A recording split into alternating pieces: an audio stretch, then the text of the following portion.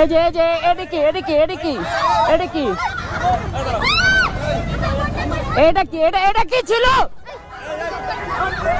এই এটা কি ছিল? এই এটা কি করলো? এইটা কি করলো? এই যা এটা কি করলো? আল্লাহ